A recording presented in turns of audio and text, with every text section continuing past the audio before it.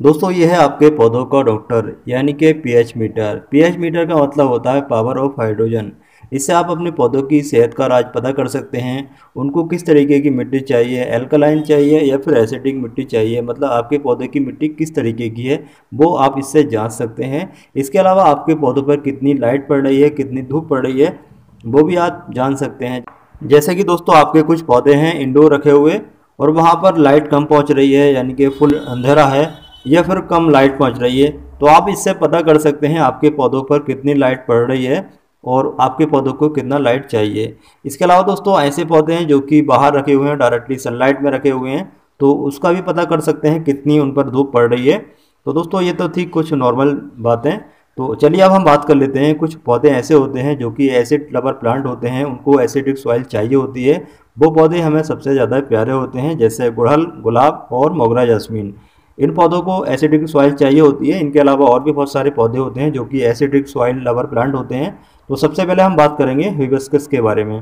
तो जैसे कि ये सामने आप देख पा रहे हैं, ये मेरा हिबिस्कस का पौधा है और मैं इसकी जो मिट्टी है उसकी सॉइल की जांच करूंगा, कितनी एसिडिक सॉइल है और इसको कितनी एसिडिक सॉइल चाहिए।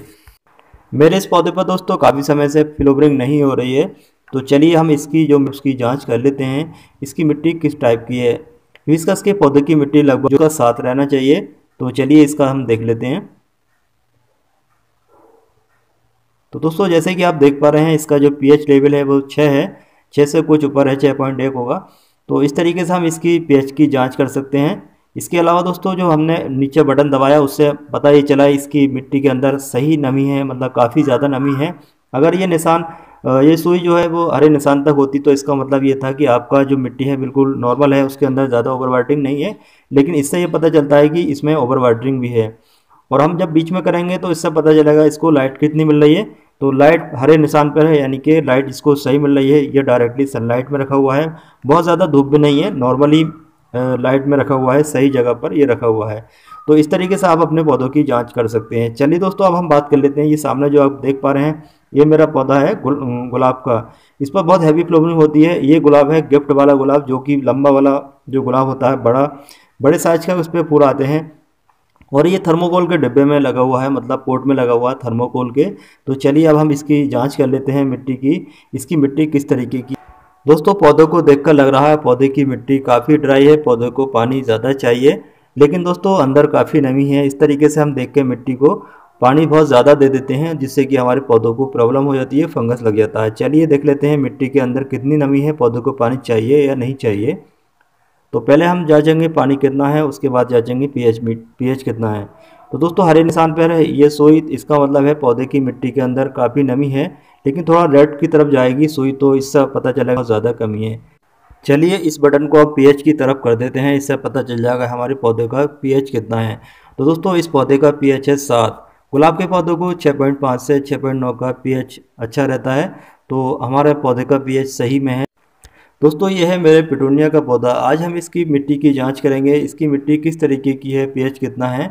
तो चलिए सबसे पहले हम देख लेते हैं इसकी मिट्टी का कितना पीएच है। और इसके अलावा दोस्तों हम जांच करेंगे इसकी मिट्टी में कितना मॉइस्चर मौजूद है। तो सबसे पहले हमने देखा है पीएच। पीएच दोस्तों 7 पॉइंट कुछ है। पिटूनिया के पौधों को 6 से 7 का जो पीएच लेवल है वो सही रहता है। अब हम बात जाँच कर लेते हैं लाइट की।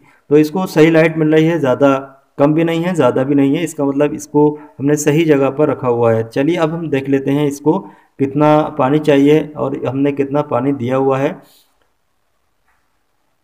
तो बटन को हमने दूसरी तरफ घुमाया तो इससे पता चला कि इसकी मिट्टी में काफ़ी ज़्यादा मॉइस्चर मौजूद है, मतलब हमने ओवर वाटरिंग की हुई है, इतना इसको पानी नहीं चाहिए था।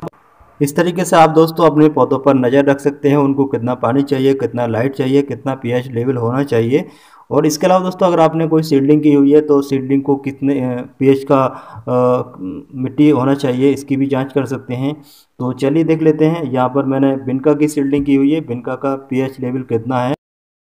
और दोस्तों दूसरे पॉट में जो आप देख पा रहे हैं इसमें मैंने मॉर्निंग ग्लोरी की सीडलिंग की हुई है। तो चलिए देख लेते हैं इसकी मिट्टी में कितना मॉइस्चर है। और जैसे कि आप देख पा रहे हैं सुई बिल्कुल राइट साइड की तरफ हो चुकी है, यानी कि इसके अंदर बहुत ज़्यादा मॉइस्चर है। इतना मॉइस्चर आपकी किसी भी सीडलिंग के लिए अच्छा नहीं होता है। अगर आप इतनी ज़्यादा नमी रखेंगे तो इससे आपके सीड गल सकते हैं। तो इस तरीके से आप आसानी से किसी भी तरह की कोई भी सीडलिंग कर सकते हैं।